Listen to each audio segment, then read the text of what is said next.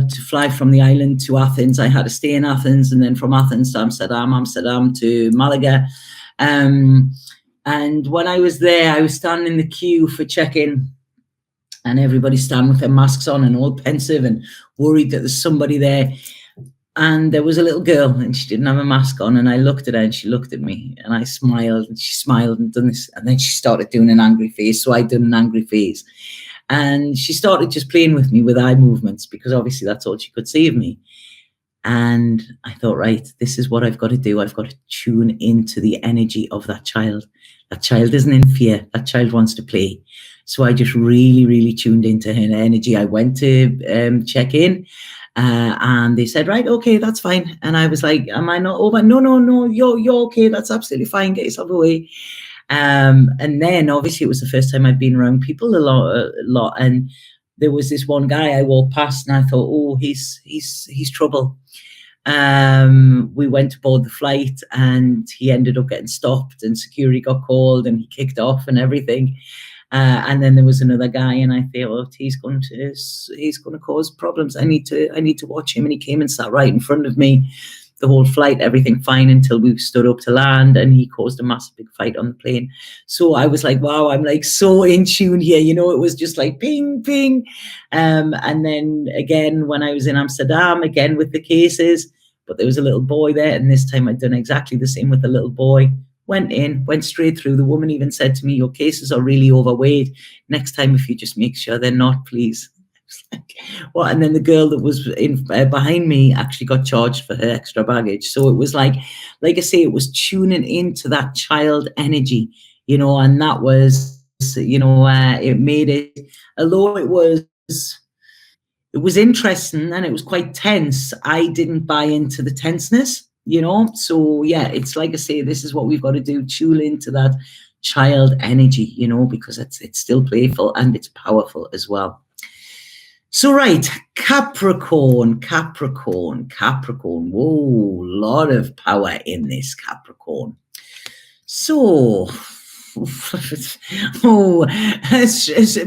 buckle up, Capricorn. Okay, this is it, because it's going to be a bit of a bumpy ride, Capricorn. Okay, so what I'm seeing here is, like I say, things are going to be illuminated. I feel there could be, just making sure what they're saying to me there. I feel there could be a reconciliation, okay? So somebody that has been out of your life, somebody that has been in your mind, somebody where you thought it was over could come back and decide, I want to share, okay? It's very Mercury retrograde, even though we're not in Mercury retrograde. So yeah, somebody could come back wanting to heal wounds, wanting to heal rifts, wanting to make everything right again, full of promises, full of energy, you know, really glowing. I see it being like quite exciting. And then boom, then it breaks apart. But what I feel is that you have to experience this. Or like I say, it might not just be a reconciliation with a partner or something. It could be a situation. It could be a situation that actually, you know, is something that wasn't tied up properly from the past, or something that is recreating something that happened in the past, okay? And it's really going to shake your foundations a little bit, okay? But what I feel with this is it's almost just to see what is secure. Because I feel you could get caught up in the energy of, oh, yeah, this is exactly what I want. Or it could be just something that you're bored, you know, you're bored, nothing's really happening. And, oh, wow, yeah, I'll take that opportunity. But it's to show you that it is not for you, okay? You really need to trust your intuition during this full moon. It's going to really turn your intuition on. And I feel you need to be an outsider and an observer during this Capricorn, okay? I feel there could be arguments over money. There could be arguments over finances. There could be arguments over home. Everybody is having a little bit to say, Capricorn. Everybody wants their two penny thing. you know, and it's, you know, they're not sharing knowledge with you, they're telling you what to do, you know, they're interfering, you know, they're not offering helpful guidance. And I really feel this is going to get your go. You know, you don't want to be a part of this. It's getting heavy. And I feel what is going to happen is you're going to realize where you have been carrying other people, where you have been, where people have been leaning on you too much, okay, especially within relationships or within family, okay. It's almost like it's your job to make everything right, so people are looking to you, but this is costing you your happiness. So this is going to get massively highlighted, triggered in some way. But the reason this is happening is because it's wanting you to stay patient, okay? It's wanting you to stay patient during all of this. It's wanting you not to buy into the drama or anything, but to see it and realize that this does not lead to my happiness, okay? This is not what I want, and I'm not going to accept behavior or situations like this anymore. Okay, so this is what it's doing with you, Capricorn.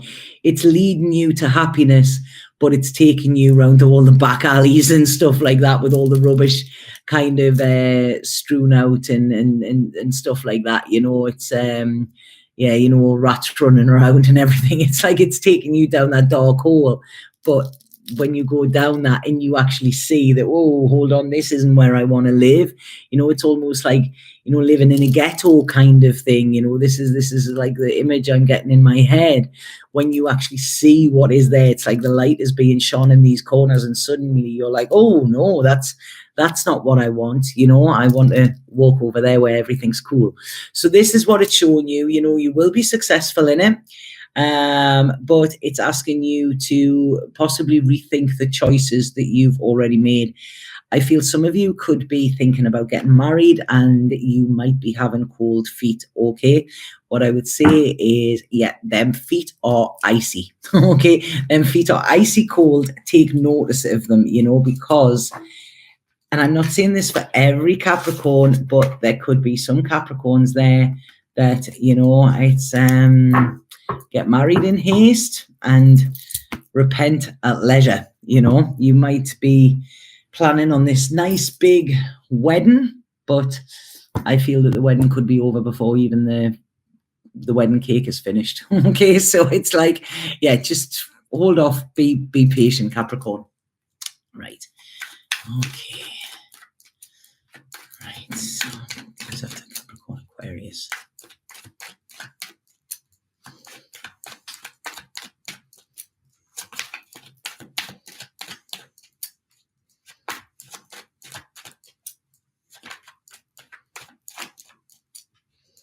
There's a song coming through there, Aquarius. Songbird by Eva Cassidy. It was my mum's funeral song, so I'm like, when I'm listening to it, I'm like, all right, okay, what's it saying? For you, there will be no crying. For you, I would give the world.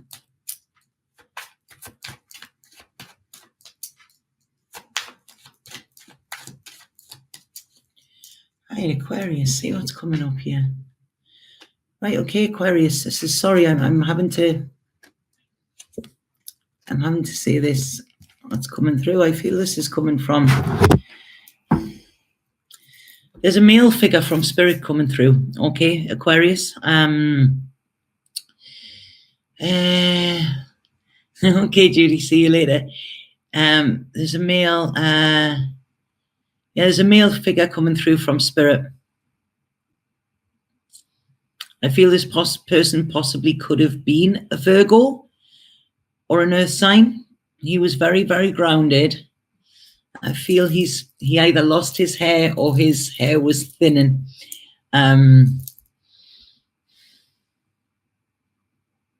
He worked hard, he's telling me, because he wanted to leave for the next generations. Sometimes he was not there. I feel this person might have had to work away at times, you know, but they'd done it. They're saying they sacrificed that for love. So they could have spent more time with their family or their wives or whatever, but they'd done this work in a way in order to provide for their family and wife. Okay. They're saying to me here that they never really received love like that when they were young. So they didn't know how to give it in that way. The only thing that they knew how to do was provide. They kept a lot of their past not hidden, but they didn't like to talk about it. They preferred to focus on the future and the here and now.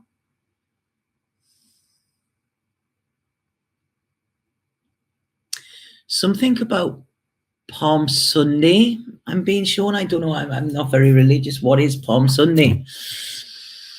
Do they have like a church thing? Is there something to do with the army or something? Do they have a procession on Palm Sunday? This is kind of what I'm being shown.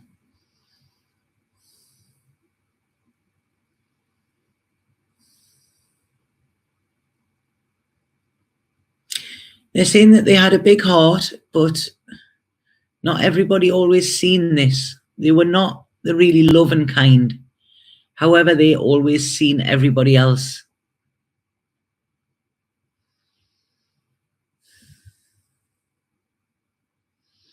I feel they could have passed with something around the stomach area. They're showing me the stomach area. Yeah, they're showing me the stomach area. So there could have been a problem or a blockage there. But I feel this is, yeah, I feel when they transitioned. I'm so sorry about this, but they're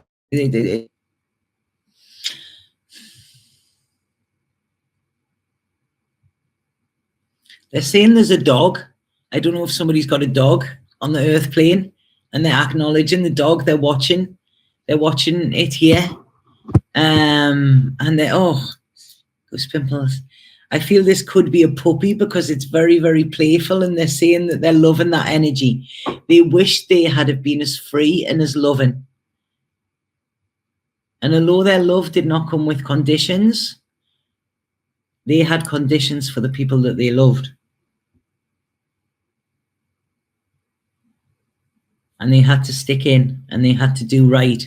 That was it. So I feel this person could have been quite I don't feel stern. This person isn't like a dictator, but this person is logical, practical, didn't let themselves have as much fun as they had have wanted. But they're saying they're having a ball now. They're having a whale of a time now. They're shining. They've allowed themselves to cut loose now when they're there.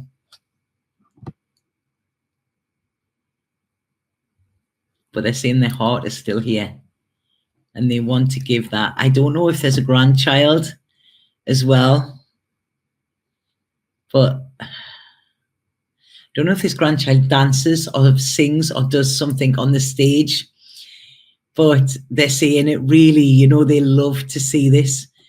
And they're saying, oh God, I'm getting goosebumps all over. They're saying that they are still sharing your life with you. They're not gone. They're still sharing this. They're just looking on it from a higher view, almost like in the theatre. They've got the best seats. That they're saying they've got the best seats. They're up there in the top. Oh, I'm getting really emotional here. He said they would never leave their family. How could I leave them? How could I leave them? I just wanted to see them rise. I just wanted to see them shine. Rise and shine, something like that. I don't know if this person said that on a morning, rise and shine, but I'm getting quite Sergeant Majory here. This is the energy that I'm getting coming through, quite Sergeant Majory. And they're saying that,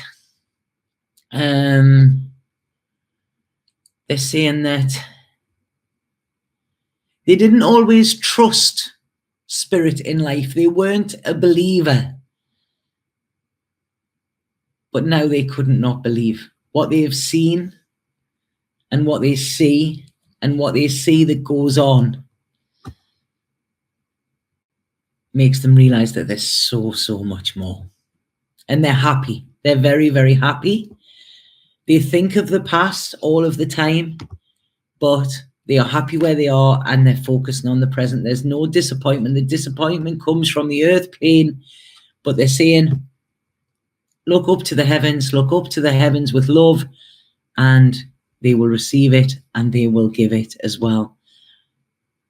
There's one in particular, one family member who is a male, I feel, who might be going through a bit of a hard time at the minute, and they're saying, you're not alone. You're not alone, but allow your thoughts, don't resist them, because they're trying to show you something. There's a big lesson in this. I'm not there to teach you. You know, I taught you when you were a child. I give you a sense of security. I give you a sense of purpose. I told you to follow your ideas, and I'm still here with your strength, with you. Even in this dark time, I am still there.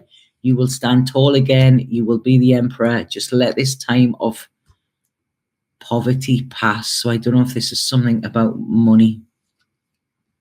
Yeah, the balance will be brought in shortly.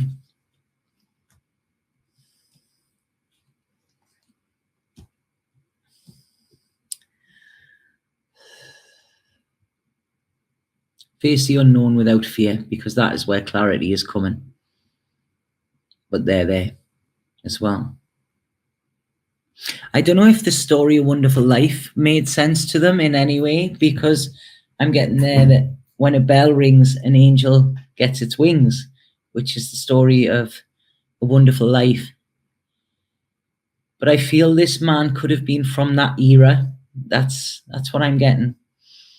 He wasn't ancient. But yeah, he's not there. What is he telling me? Communications, saying communications.